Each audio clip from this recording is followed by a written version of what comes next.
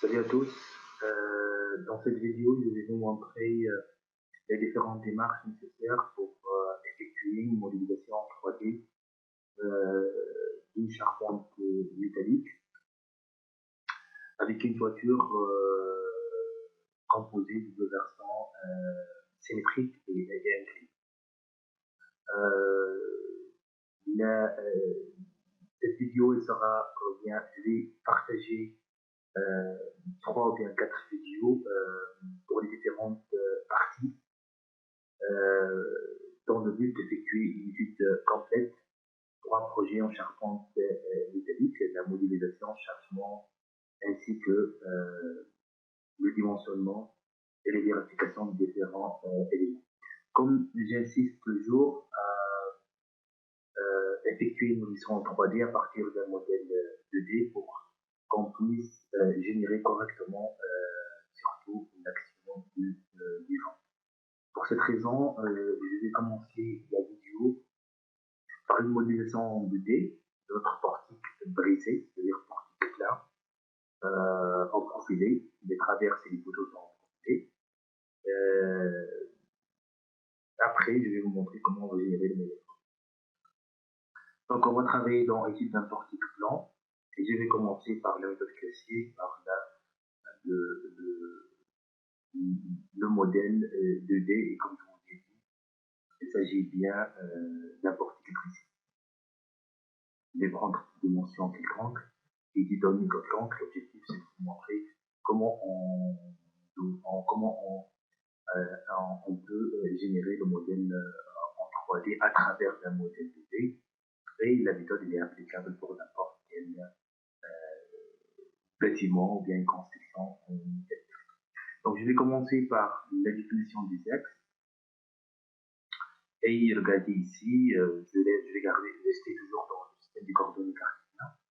Et vous avez ici deux axes parce qu'on va réaliser un modèle de vue. Donc, notre bâtiment, je vais prendre un bâtiment d'ouverture 20 mètres et de hauteur 10 mètres. Donc, le X, c'est par rapport à l'ouverture du bâtiment. Je vais prendre deux axes, puisque j'ai dit le bâtiment est constitué par deux versants inclinés et symétriques. Donc, l'ouverture égale à 20, donc je vais réaliser deux axes, il y a deux espacements de 10 mètres.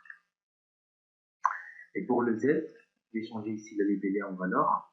Et je vais prendre la hauteur du poteau par rapport au 0 égale 9 mètres. Et la hauteur totale de la construction par rapport à 9, je vais ajouter 1 pour obtenir 10 mètres comme hauteur totale de la construction.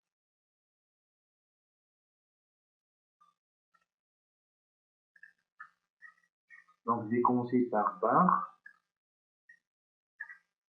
Comme dimension, comme décision choisie pour notre projet, les poteaux et les traverses sont des profilés laminés, sont des éléments profilés laminés. Et la famille, c'est la famille bleue. Je vais commencer par, je vais proposer un IPE 330 pour les traverses et un IPE 400 pour les poteaux. Bien sûr, reste à vérifier après lors du dimensionnement.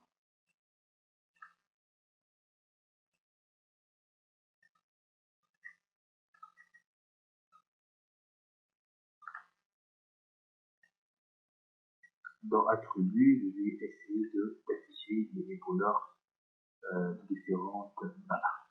Ok. Donc, traverse poteau. Bien sûr, la liaison ici, il s'agit bien d'un encastrement. D'un encastrement et effectué par un jarret. Et dans ce cas-là, je vais définir un nouveau jarret.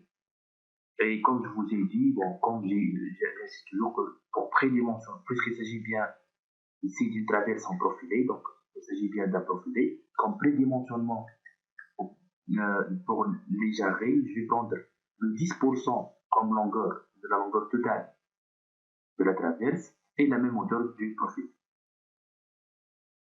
Et vous pouvez ici modifier la longueur, par exemple en 15% si vous avez augmenté le jarret. Bon, l'effet du jarret, c'est quoi? C'est de renforcer cette section-là parce que après, lorsqu'on va afficher le diagramme des épaules internes, vous avez un moment maximal au niveau de cette liaison-là. Donc, je vais renforcer cette section-là et j'obtiens ici comme si une section en double lit et c'est la section transversale en double lit qui va résister à l'effort au moment fléchissant qui en se pointe. Donc,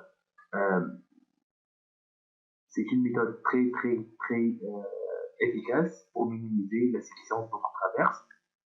Pour la partie la plus sollicitée, je vais renforcer cette section-là par jarret qui va supporter et qui va résister au moment fléchissant maximal généralement.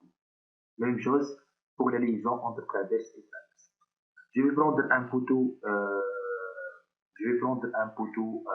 encasté en bas. Donc, pour l'appui, je vais mettre la flèche devant encastrement et je vais sélectionner ce niveau. Donc, voici poteau en profilé, encasté en bas et la liaison entre traverse et poteau, il s'agit bien de l'encastrement. Juste pour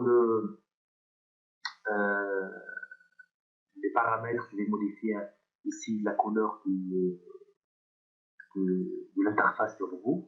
Je vais aller à outil préférences et je vais sélectionner le black. Donc, j'aime cette couleur.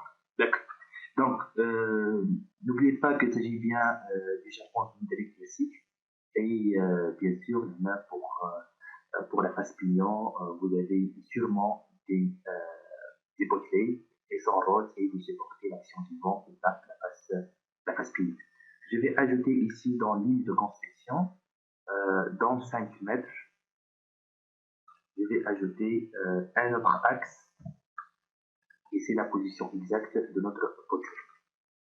Potelet, je vais prendre toujours la famille IPE et avec une section moins importante, je vais prendre le IPE.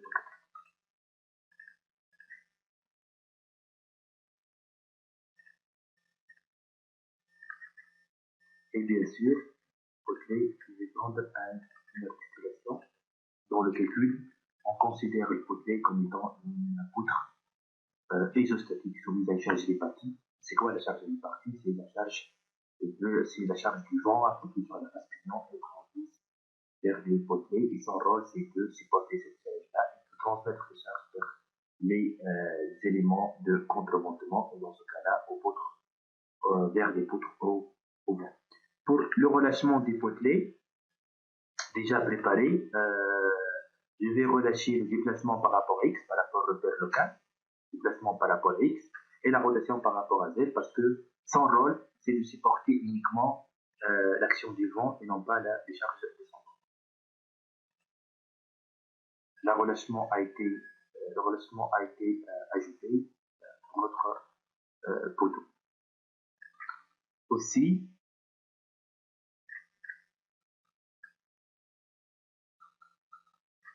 je vais utiliser la commande angle gamma et je vais faire tourner le potelet d'un angle de 90. Bon, pourquoi finalement, elle sera soumise à la friction par rapport à l'axe 4. Et j'ai fait tourner le potelet d'un angle de 90 pour que Y, c'est celle qui va participer dans l'inertie par rapport à Y, c'est celle qui va participer dans la résistance. Ok, donc j'ai travaillé sur la moitié du portique du stabilité et je vais effectuer par la suite une coupure par miroir. J'ajoute un autre axe, normalement c'est à 15 mètres par rapport au zéro pour la deuxième position de notre potelet. Deux potelets existent dans notre construction, bien sûr pour la partie droite. Je sélectionne la moitié, je vais effectuer une rotation, une transformation, une copie par miroir. Donc, ce qu'il me reste, c'est les jarrets au niveau de la liaison. Non, pardon. C'est la liaison au niveau des deux traverses. Jarret, et je vais ajouter les jarrets au niveau de cette liaison. Donc, regardez ici, comme si une poutre puis encastrée, les moments maximaux sûrement au niveau des appuis, et dans ce cas-là, je vais renforcer la section avec des jarrets pour que la section qui résiste à un moment fléchissant maximal, c'est une section en double lit. Et vous avez dans les cours de l'herbière et de la mécanique des structures que les caractéristiques géométriques interviennent dans la résistance de la poutre ou bien de l'élément. Si elle est soumise à la friction, donc c'est l'inertie qui va intervenir, et bien sûr, l'inertie d'une section double vis est plus importante que l'inertie d'une section en simple I, ainsi que le module de résistance à la friction. Toutes les caractéristiques géométriques et l'air aussi de la section transversale sont plus importants au niveau de l'appui grâce à l'ajout de ce arrêt. Donc, vous avez ici notre portique de stabilité, bien sûr, pour le portique pignon. Celle-ci, c'est le portique pignon. Je vais commencer par générer le modèle en 3D et je vais cliquer toujours sur chaque mouvement 2D, 3D. 2D, si je vais générer, je vais garder uniquement le modèle 2D, je cherche la note de calcul et les actions du vent qui s'appliquent sur ce portique-là, ou bien je vais générer le modèle 3D. L'enveloppe, je vais cliquer sur Retour et va sélectionner les parois et surfaces extérieures de notre construction. Notre bâtiment, il s'agit bien d'un bâtiment sans accrocheur, avec base non reposant au sol. Bien sûr, dans notre cas, c'est une construction reposant sur le sol. Donc, je vais cocher cette section-là si vous avez une conception qui ne repose pas sur le sol, c'est-à-dire vous avez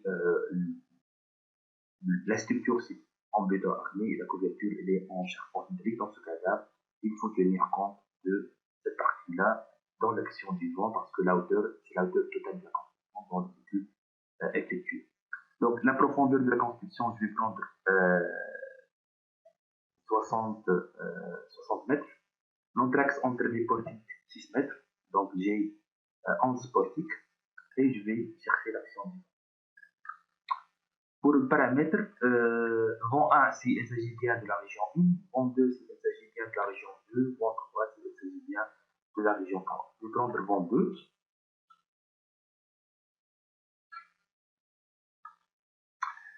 Altitude géographique, je vais prendre altitude de la construction, c'est 10 mètres, la hauteur totale de la construction. Ici, altitude géographique, c'est-à-dire le niveau de la construction par rapport au niveau de la mer. La flèche, c'est-à-dire cette dimension-là, c'est égal à 1 mètre. C'est lui qui va terminer ça automatiquement. Et l'action du vent, elle sera appliquée sur les parois extérieures, parois verticales et les versants pour notre cas. Pour le vent, vous avez ici région 2. Si je vais prendre exposé, pression normale. La pression dynamique de vent, je vais taper ça manuellement 0,7 kPa. Et les CE-CI, c'est-à-dire robot, elle va effectuer les corrections pour les valeurs du coefficient de traînée intérieur, TI, et les coefficients de traînée résidents. Vous avez dans la norme les corrections nécessaires. Aucune action spécifique et je vais considérer l'action du vent comme étant une charge surfacique uniforme appliquée sur les parois verticales et sur les versants. Pour la neige, déjà désactivée, et pour la perméabilité, ici vous avez les perméabilités de différentes parois. On va considérer ici, dans notre cas, un bâtiment fermé. Mais si vous avez la perméabilité de différentes parois, face l'empan gauche, face l'empan droite, ou bien les passes pignon avant, face pignon arrière, maintenant vous pouvez taper le rapport entre la surface d'ouverture sur la surface totale de la paroi. Ça va influencer, bien sûr, dans les valeurs des coefficients traînés et dans la norme NV65, vous avez les différents cas pour les constructions fermées, pour les constructions ouvertes, ou bien pour les constructions partiellement. Normalement, je dois cliquer sur générer. Je vais générer le vent en 2D et je peux récupérer les notes de calcul. Mais je vais cliquer sur générer en 3D. Vous avez ici position du portique, vous avez le lien.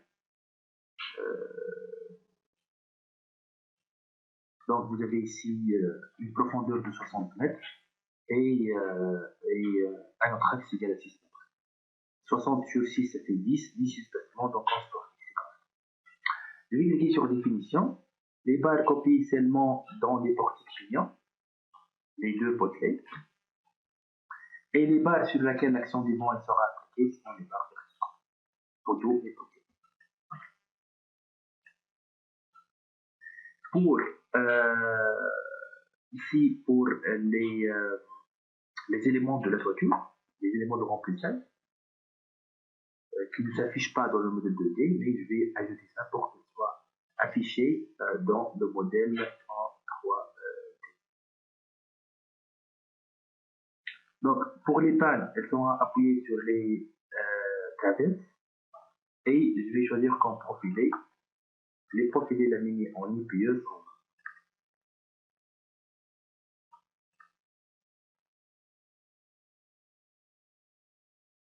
pour la position, je vais prendre relatif, c'est-à-dire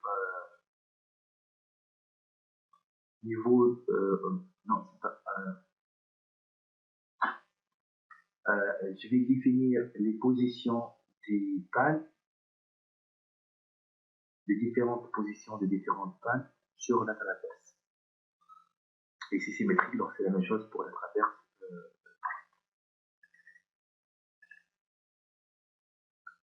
Donc je vais cocher relatif. Pour la première, c'est 0,025.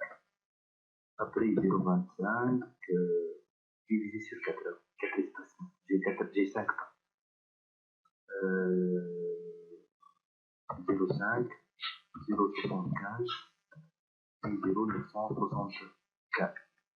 Parce que là, vous avez un départ entre poteau et la première page. Pour la deuxième, c'est la même chose. Ok, donc pour les parois verticales, bien sûr, il s'agit bien d'une charpente métallique avec une toiture réalisée en bac acier ainsi que un partage métallique. Donc j'ai besoin ici d'ajouter les listes de partage et comme section, je vais choisir la famille UAP, la famille en U. Et je vais sélectionner comme section, c'est l'UAP 130.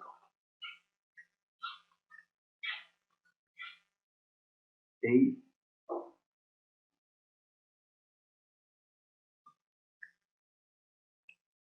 je vais mettre absolu, la fenêtre commence à 1 mètre et un espacement égal 2 mètres entre les 3, 5, 7,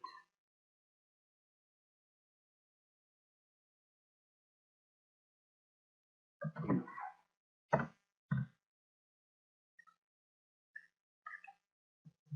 La même chose pour la deuxième. Donc, avec cette méthode-là, j'ai défini les éléments de remplissage, les éléments de la toiture, les pannes et les listes de partage. Comme je vous ai dit, son rôle, c'est de supporter le partage métallique. Les pannes, son rôle, et les charges appliquées sur le partage métallique. Les pannes, son rôle, c'est de supporter la couverture, ainsi que les charges appliquées sur la couverture. Après, je vais cliquer sur Générer en temps. La note de calcul s'affiche pour l'action du vent. Et vous pouvez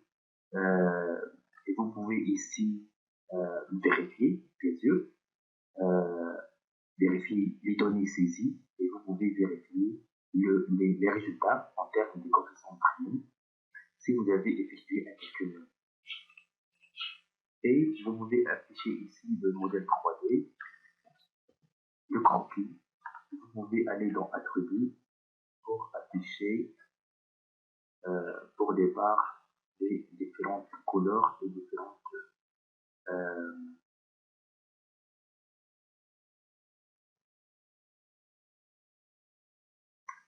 là, j'ai oublié, regardez ici, j'ai oublié, lorsque j'ai généré le modèle 3D, j'ai oublié de changer la section pour les pannes pour la traverse. C'est simple. Ici, vous pouvez aller directement ici et je vais sélectionner les EPE 180.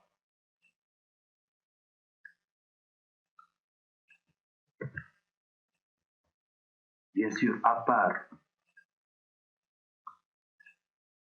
les potelets,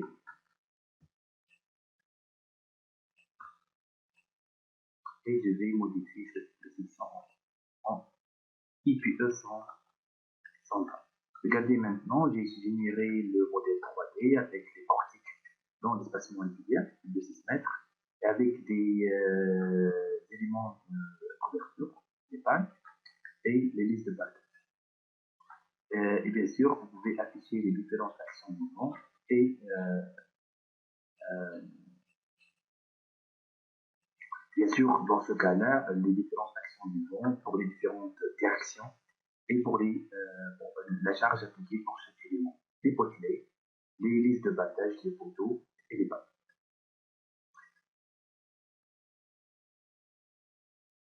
Merci pour votre attention.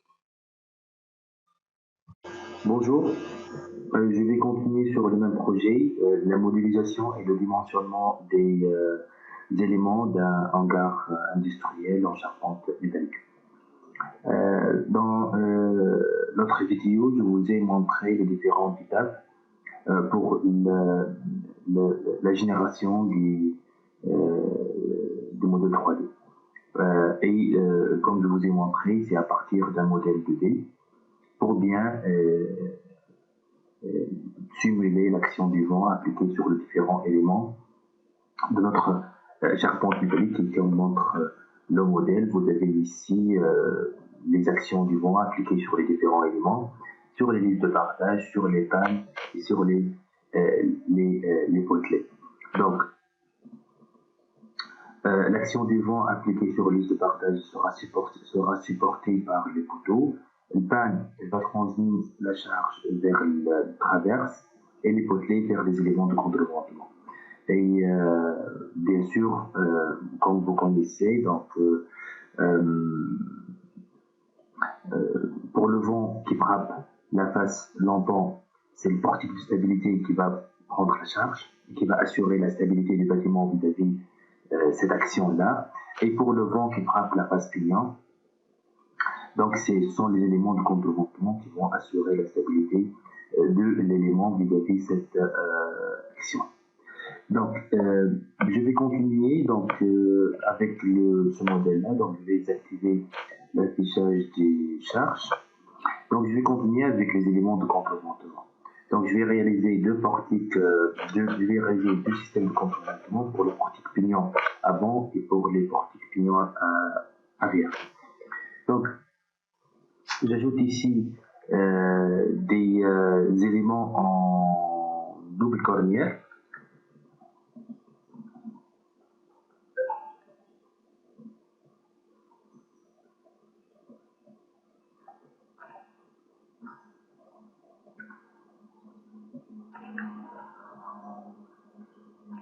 Et je vais proposer comme section pour les tiroirs centrés 70 x 7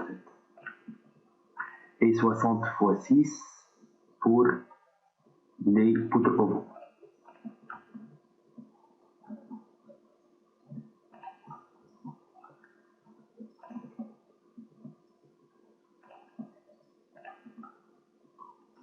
Je vais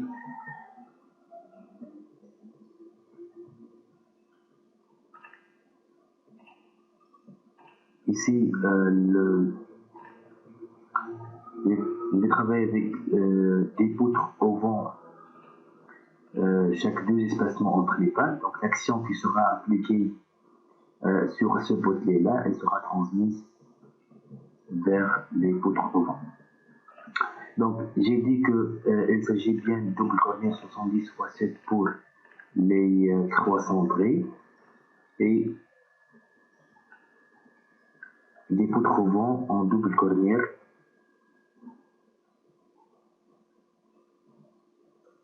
pour les poutres au vent. Donc ces éléments-là, son rôle c'est de supporter l'action du vent et d'acheminer cette force-là vers les nœuds de la fondation. Et donc ces barres-là travaillent uniquement ou bien en transférant uniquement les efforts axiales. Je vais aller dans la définition de la structure barre de trier traction-compression et ces barres-là transfèrent uniquement les efforts axiales, quel que soit un effort de compression ou bien un effort de traction.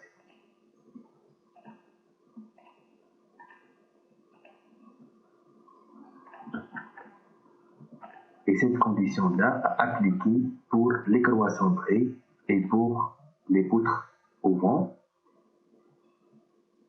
Et maintenant, je vais effectuer une copie de plan miroir puisque notre construction, il s'agit bien d'une construction symétrique.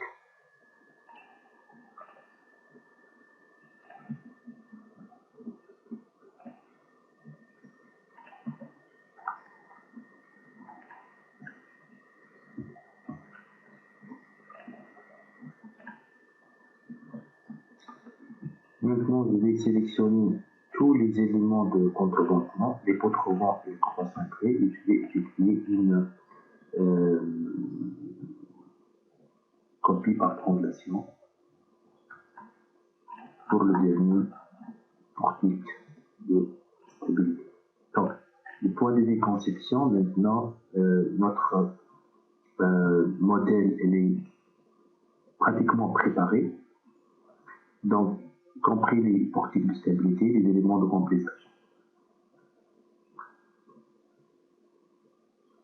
Et dans la prochaine vidéo, je vais vous montrer comment on va créer des panneaux pour les couvertures et pour les bardages métalliques et l'application des charges permanentes et des charges d'entretien sur ces éléments-là, essentiellement les deux, la couverture, pour qu'on puisse générer les différentes combinaisons de charges et de démentionner les différents éléments. Je vous remercie. Salut à tous. À ce niveau, on arrive à générer notre modèle 3D d'une charpente métallique classique avec des portiques de stabilité à âme brisée. Les poteaux et les traverses sont les deux en profilé, laminés à chaud. Et dans ce cas-là, on a choisi la famille IPE puisque les éléments sont soumis à la flexion simple. Et dans ce cas-là, on peut utiliser les profilés en I caractérisés par une forte inertie par rapport à l'axe Y. Donc ici, il faut faire attention au niveau de la disposition de la section pour faire ou bien pour obliger la participation de l'inertie par rapport à Y dans la résistance des éléments et ces éléments-là travaillent finalement à la friction composée si je parle des éléments de notre portique de stabilité. Donc, effort normal plus la friction par rapport à Y, les profilés IPE sont les profilés corrects et les choix optimaux. L'entraxe entre les portiques est régulier de 6 mètres avec des pannes en profilé IPE et les listes de bardage sont des profilés en U. Dans la dernière vidéo, je vous ai montré comment on a ajouté pour la stabilité de la structure vis-à-vis de l'action du vent, comment on a ajouté les poutres et les croix centrées. Et comme je vous ai dit, les deux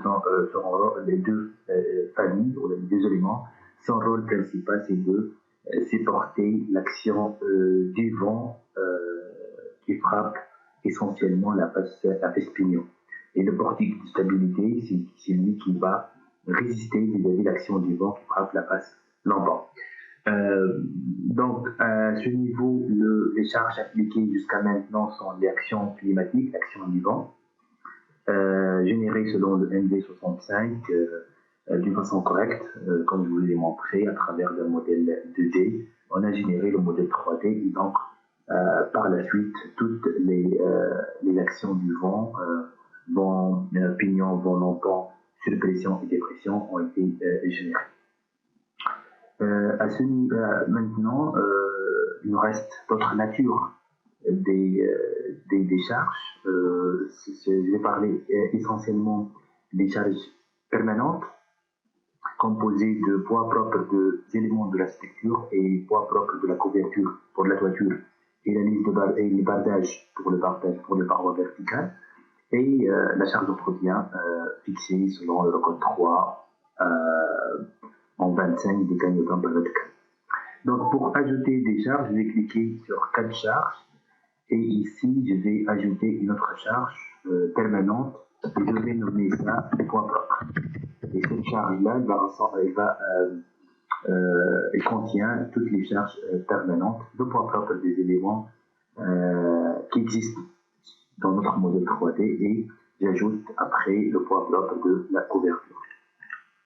Donc, pour générer le poids propre de la structure, je vais cliquer sur définir charge et dans poids et masse, je vais cliquer sur la première, c'est ici, au bout, elle va calculer le poids propre des éléments qui existent dans notre modèle 3D.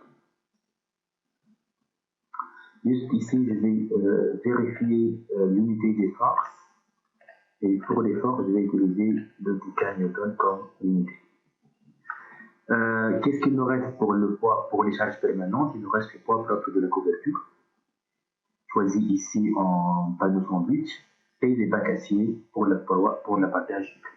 Donc, avant de générer cette charge-là, je dois d'abord ajouter finalement les couvertures et les bardages métalliques. Je vais aller à objet et je vais commencer par le rectangle parce que ici pour les parois verticales, il s'agit bien d'un rectangle. Pour le paramètre, de préférence, je travaille ici avec le polyline. Et dans paramètres, il faut cocher par date. C'est juste, on va créer des surfaces. Ils sont vraiment l'essentiel, c'est de répartir les charges vers les éléments de la construction. Donc, c'est une surface sans poids propre, avec un poids propre égal à 0. Et sur cette surface-là, je vais appliquer les charges que représentent le poids propre des différents panneaux choisis pour notre construction. Pour la géométrie, la première direction, comme je vous ai dit dans les anciennes vidéos, la première direction c'est le X comme repère local pour chaque panneau créé. Donc, cette direction-là, c'est l'axe X pour notre panneau créé, et le nœud de départ, je dois revenir au nœud de départ pour que je puisse créer ce panneau-là. Pour la couverture, c'est toujours dans le sens longitudinal, c'est l'axe X.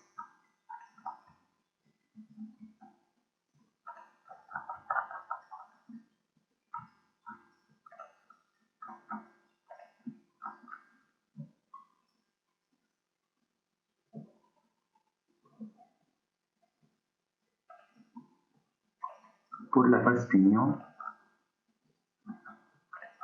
la même chose. Toujours, le point de départ, c'est le point d'arrivée. Ok. Donc, pour ces panneaux-là, je vais aller à attributs et pour les panneaux, je vais afficher la zone de répartition de la charge. Parce que par défaut, Robot, elle va générer des panneaux qui portent dans deux sens. Le sens porteur pour les bardages, c'est vers les lignes de bardage, donc c'est la flèche verte. Et la même chose, la flèche verte aussi pour les voitures. Et la flèche jaune pour les potelets.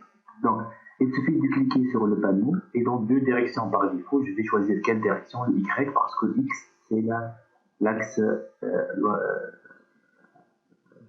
choisi, la première sens, le premier sens et la première direction choisie.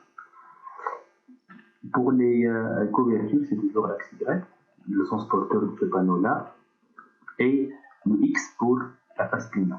La première direction et le premier sens choisi, c'est l'axe X pour le repère local de votre panneau que vous allez créer. Donc il suffit de créer ces panneaux-là, je vais effectuer par la suite des copies par translation pour ce panneau-là.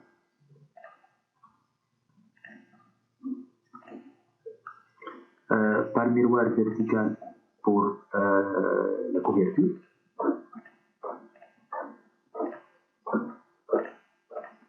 Et par translation pour la face pignon. Donc il suffit de taper ici la profondeur. La profondeur ici égale à 60.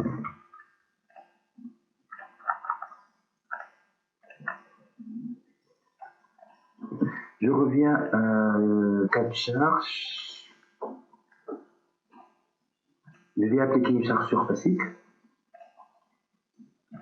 uniformément répartie d'intensité -11. C'est le poids propre d'un mètre carré d'un panneau sandwich pour la couverture. Et j'applique cette charge-là pour les deux versants. Le poids propre des bacs acier pour les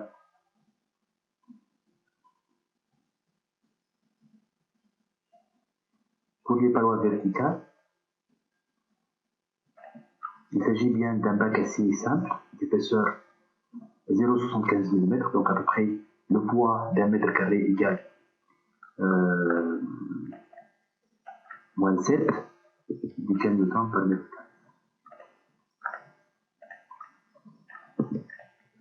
Donc, la charge numéro 9, c'est le poids propre dans cette charge-là, elle rassemble le poids propre des différents éléments déjà existants dans notre modèle 3D, ainsi que le poids propre de la couverture, de panneaux sandwich pour la couverture et bac acier pour les parois verticales. La dernière charge, c'est la charge d'entretien.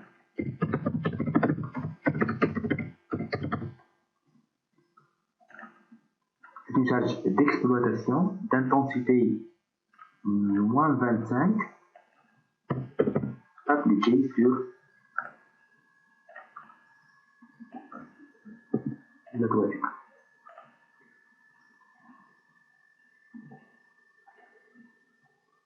Donc à ce niveau, toutes les charges ont été appliquées, les charges climatiques générées dès le début, le poids propre des différents éléments et le poids propre de la couverture et du bardage métallique, et ainsi que la charge d'entretien. La prochaine fois, je vais vous montrer comment on va générer toutes les combinaisons de charges et on va commencer la modélisation et le dimensionnement des différents éléments.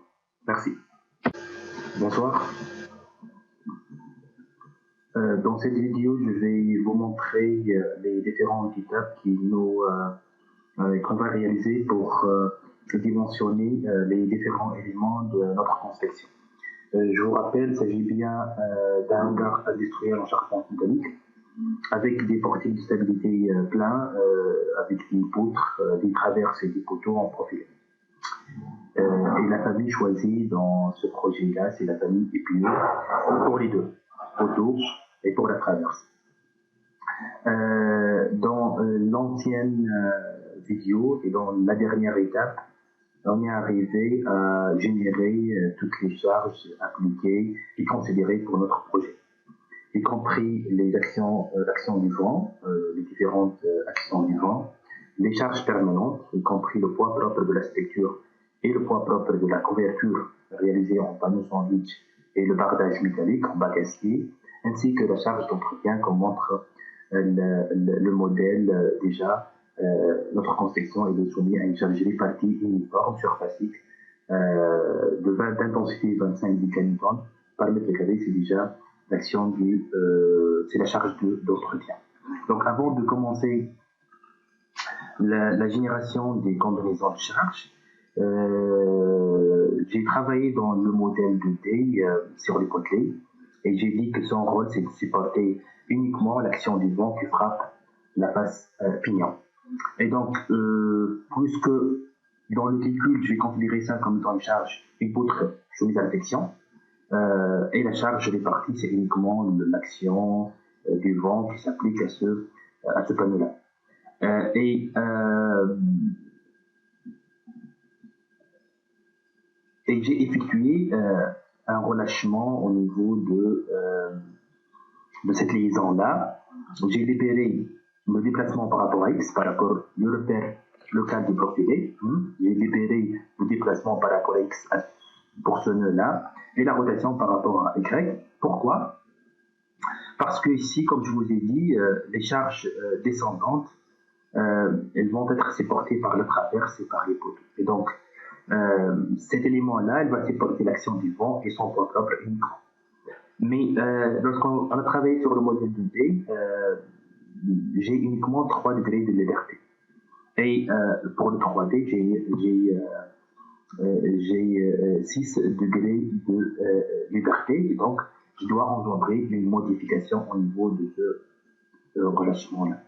Donc, je vais aller à définition de la structure, relâchement.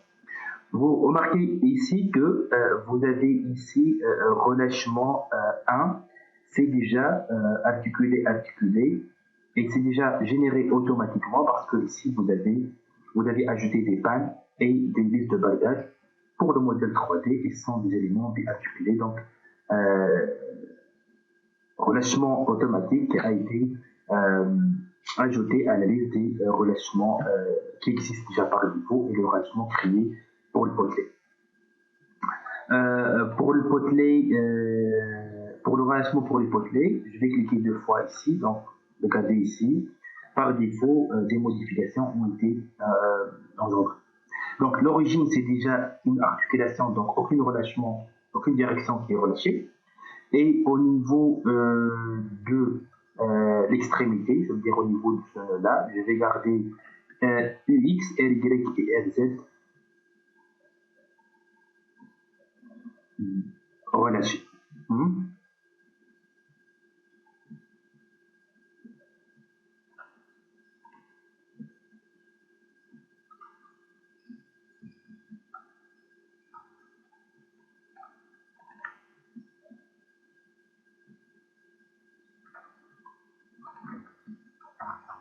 Donc, qu'est-ce que j'ai fait? Comme je vous ai dit, un relâchement qui a été créé déjà automatiquement pour les pannes et les croix et les listes de partage.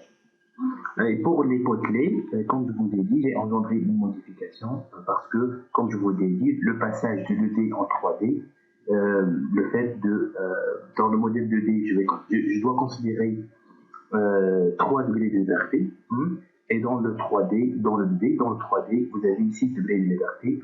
Donc, j'ai engendré une petite modification au niveau du relâchement créé déjà dans le modèle 2D pour l'extrémité de chaque potelet. Donc, à l'origine, c'est-à-dire au niveau de la fondation, c'est la rotule déjà définie comme appui. Et au niveau de l'extrémité, toujours le UX, elle est libre, c'est-à-dire ce nœud-là, elle a la liberté de se déplacer verticalement. Et comme ça, je vais négliger, pour cet élément-là, de supporter les actions descendantes, c'est-à-dire les charges engendrées par le poids propre des différents éléments et la charge d'entretien et l'action du vent descendante ou bien descendante. En réalité, ça veut dire surchanté, à ce niveau-là, vous avez un assemblage avec un trou blanc pour laisser la liberté de ce nœud-là de se déplacer verticalement et d'effectuer ces rotations-là par rapport de repère le cap. Donc, c'est bon au niveau des relâchements. Je vais passer directement pour générer les combinaisons de charges. Je dois vérifier d'abord les notes. Je vais aller à outils de préférence de la tâche. Et dans l'ordre de conception, je vais mettre ici pour les structures acier-aluminium. NFEN 1993-1, c'est la partie de l'Eurocode 3 qui s'intéresse aux bâtiments en charpente nucléaire. Pour les combinaisons de charges, c'est aussi par rapport à la norme Eurocode 3.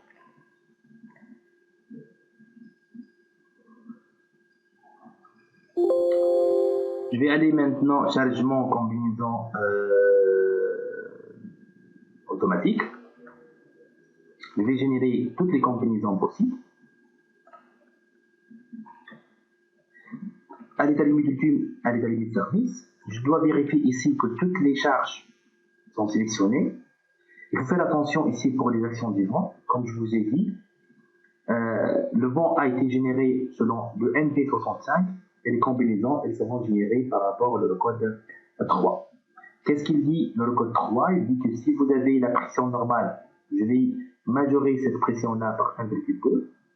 Si vous avez une pression extrême pour le vent, je vais utiliser l'action du vent telle qu'elle est dans les combinaisons de charge.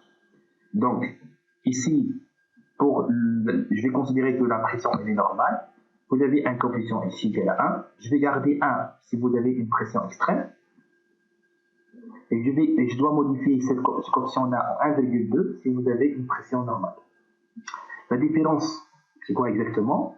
Qu'est-ce que ça veut dire pression normale? C'est-à-dire, je vais prendre la vitesse du vent enregistrée dans la station de météo et je vais prendre la valeur moyenne des vitesses enregistrées pendant une période de retour donnée.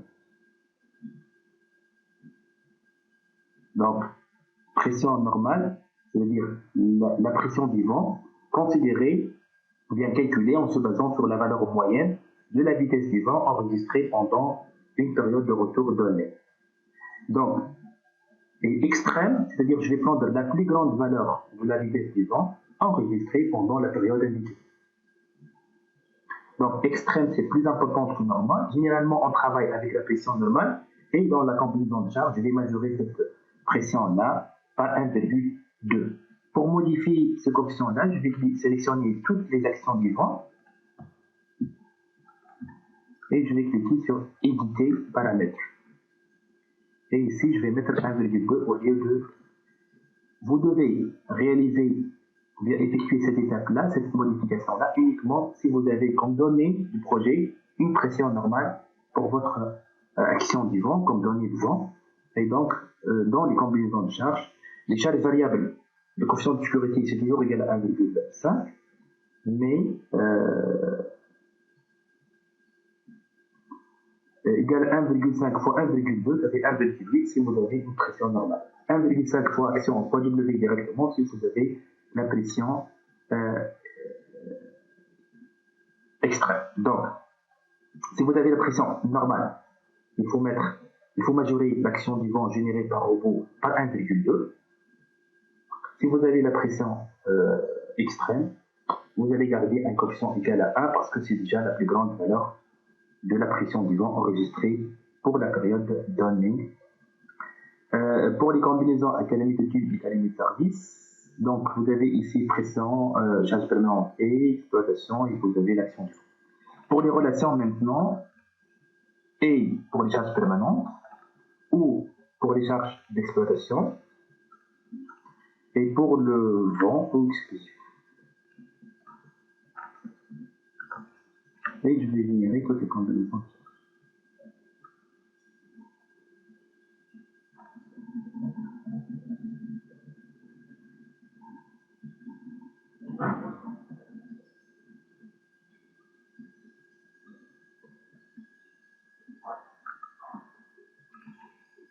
La longueur déchargée, non? Longueur déchargée est supérieure ou égale à la longueur de la barre. Je dois vérifier ça. Donc, qu'est-ce que je vais faire? Je vais isoler les poteaux et les traverses pour regarder c'est quoi le problème exactement.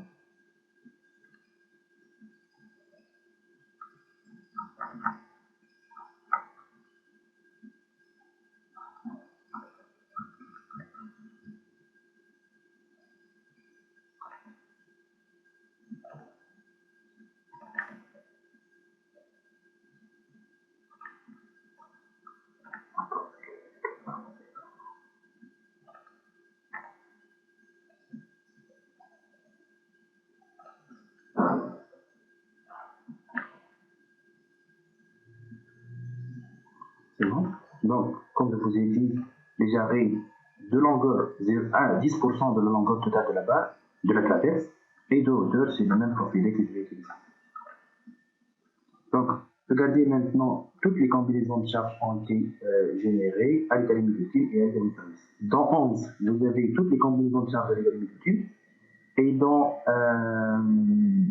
14, vous avez toutes les combinaisons à l'état service. Pour afficher toutes les combinaisons de charges, je vais aller à chargement, tableau de combinaison. Et je vais sélectionner toutes les combinaisons de charges, bouton droit, transformer pendulation en combinaison. Cette option-là, il nous permet d'afficher toutes les combinaisons de charges générées par robot, quel que soit à l'état limite type ou bien à l'état limite service.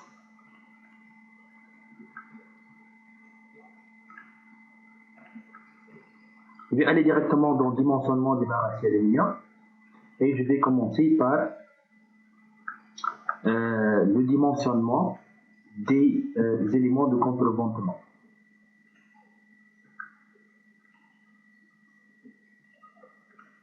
Je vais commencer par les croix centrées, réalisées par double cornière 70 x 7, et les poutres au vent par double cornière 60 x 6. 60 c'est la longueur de l'aile, et 6 mm c'est l'épaisseur de la cornière. Donc, je vais commencer par ces deux familles-là. Je vais créer une nouvelle famille numéro 1, c'est la famille pour les croix centrées.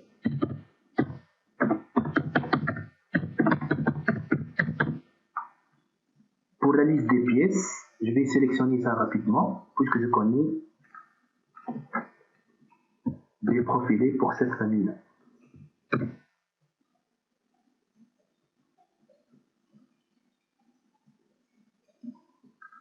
Non, c'est uniquement pour les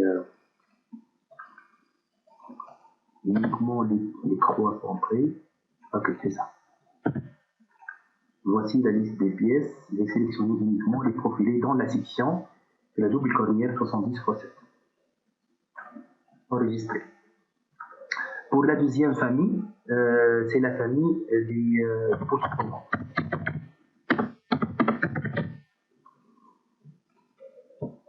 Et pour la liste, sont les profilés dans la section, c'est le 60 double cornière 60x6.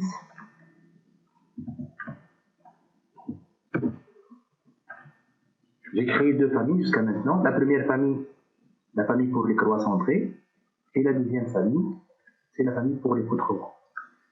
Je vais aller à type de barre acier avec bien pour définir les coefficients de flambement pour cette famille-là. Les coefficients de flambement sont les mêmes pour les deux. Donc je vais mettre ici croix centrées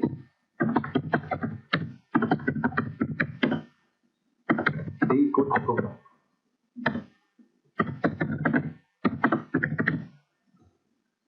Ok.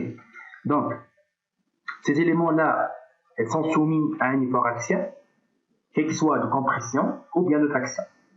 Si l'effort maximal, il s'agit bien de la traction, elle va vérifier juste la résistance de la section transversale.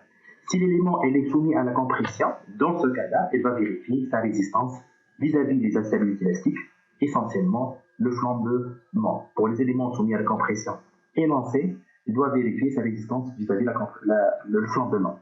Donc, je dois définir le coefficient de flambement. Dans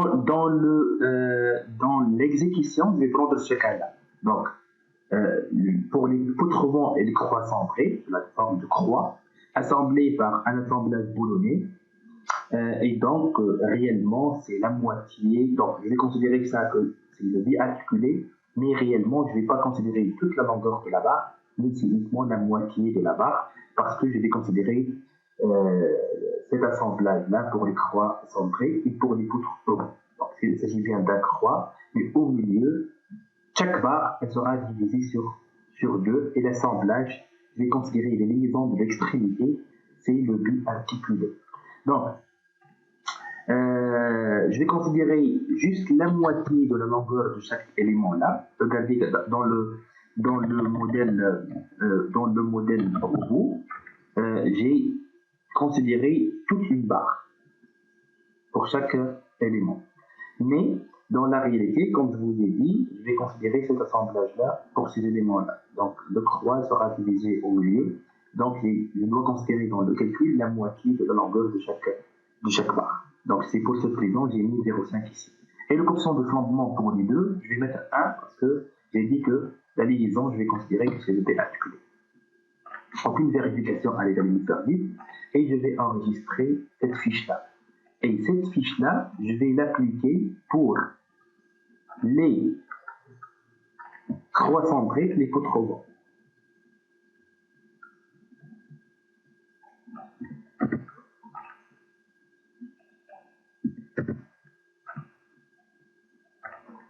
Je reviens ici, je vais mettre le dimensionnement de la famille, les deux familles créées,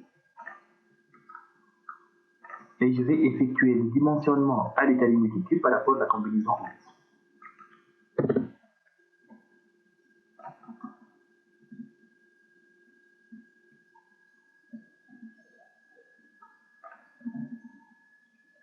Donc, pour les croix centrées, le profil est correct, c'est le double cornière 90 x 9, c'est-à-dire le profilé proposé il est insuffisant.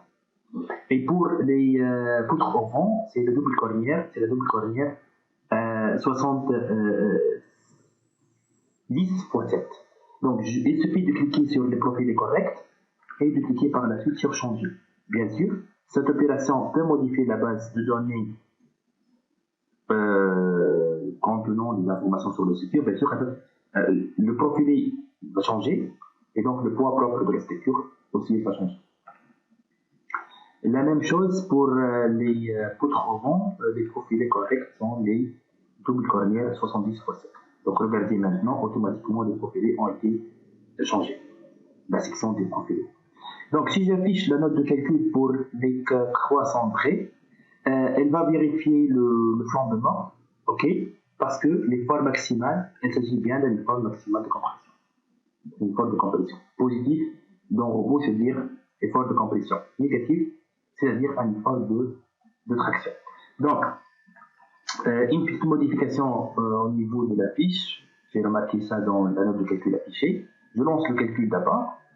Bon, avant de lancer le calcul, je reviens ici à la fiche créée. Et pour dans plus, vous avez ici un effort normal, uniforme sur toute la barre, quelle que soit compression ou bien traction. Je lance par la suite le calcul. Et au lieu de sélectionner ici la vérification dimensionnement, c'est bon, j'ai dimensionné les éléments et j'ai terminé le profil break, je vais vérifier maintenant par rapport à la nouvelle mise à jour. C'est bon. Finalement, le 90 fois 9, 90 fois 9, c'est le profil correct pour les courroies centrées. Et le 70 fois 7, c'est le profil correct pour les poutres au vent. Donc les deux, l'effort maximal, il s'agit bien d'un effort de compression. Et donc il est en train de vérifier la stabilité des éléments vis-à-vis le flambement. Si c'était négatif, le NED, elle va effectuer uniquement une vérification de la résistance de la section transversale. Je vous remercie.